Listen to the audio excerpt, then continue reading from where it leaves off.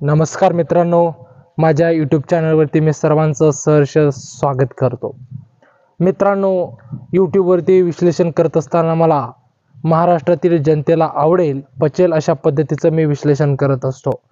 मित्रांनो, सद्यस्थितीला लोकसभेचे इलेक्शन्स लागलेले आहेत आणि सर्वत्रच 48 लोकसभा निवडणूक मतदारसंघामध्ये अत्यंत अटीतटीच्या निवडणुका त्या ठिकाणी पार पडत आहेत. एका बाजूला महायुती आहे, दुसऱ्या बाजूला महाविकास आघाडी आहे, अर्थात इंडिया आघाडी. आणि दोघांच्या मध्ये मोठ्या प्रमाणामध्ये एक टशन आपल्या सर्वांस पाहावयास मिळते. परंतु या टशनमध्ये महायुतीमध्ये सुद्धा काही मोठे पक्ष आहेत, महायुती आणि महाआघाडीमध्ये सुद्धा पक्ष आहेत. परंतु महाराष्ट्र नवनिर्माण सेना याच्यामध्ये कोणत्या प्रकारचे उमेदवार त्या ठिकाणी उभे करत असताना दिसत नाही.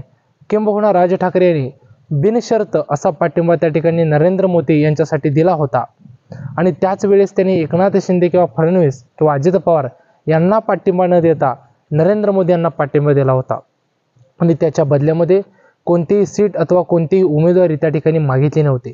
परंतु हे जरी असं असलं तरी ह्या राज ठाकरे यांचा एक मोठा गेम किंवा एक मोठ्या प्रकारचं प्लॅनिंग समजलं जाते, राजकीय चक्रव्यूह समजलं जाते.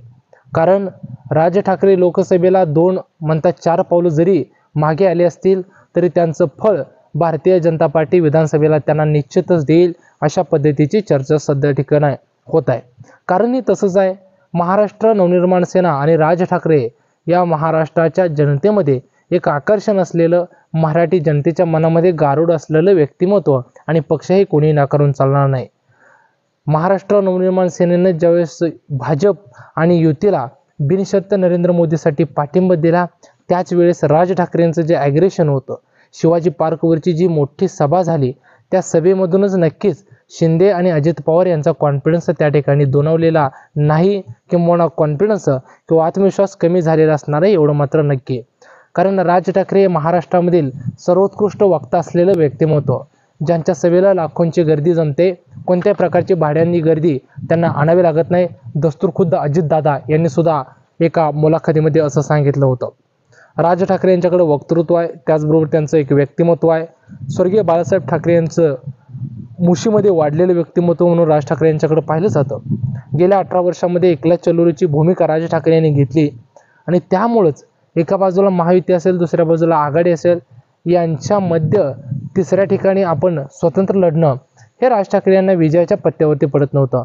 कारण शेवटी स्वतंत्रपणे लढणं किंवा एकटे लढणं याला मर्यादा येतात आणि त्यामुळेच राज ठाकरे त्या ठिकाणी एकटे लढून सुद्धा विजय होत नव्हते, कोणी नाकारून चालणार नाही.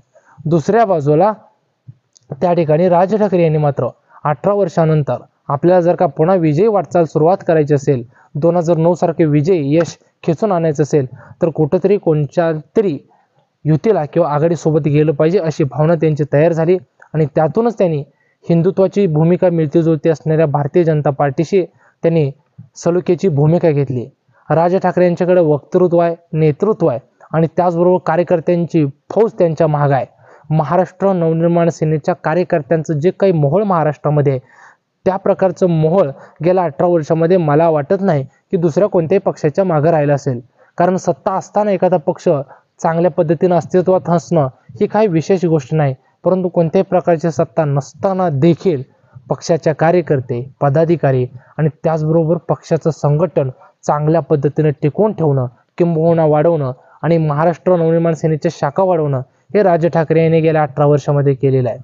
मुंबई असेल, पुणे असेल, ठाणे, नाशिक, कल्याण डोंबिवली, पालघर, संभाजीनगर, अगदी जवळजवळ कोल्हापूर असेल, विदर्भामध्ये सुद्धा काही बेल्टमध्ये महाराष्ट्र नवनिर्माण सेनेची एक चांगल्या प्रकारे मोठ्या प्रमाणामध्ये वोट बँक आहे, कोणी नाकारून चालणार नाही.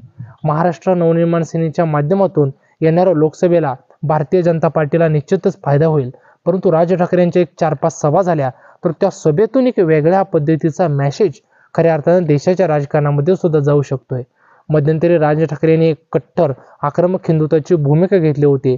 ती लाईन जर का भारतीय जनता पार्टीसोबत त्यांनी मोठी केली तर येणाऱ्या विधानसभेला मात्र राज ठाकरे यांना जागा वाटप करताना भाजपला हात आपला मोकळा ठेवावा लागणार आहे किंवा हात लांबवावा लागणार आहे आणि हा हात लांबवत असताना एकनाथ शिंदे आणि अजित पवार यांची मात्र नक्कीच गोची होणार आहे.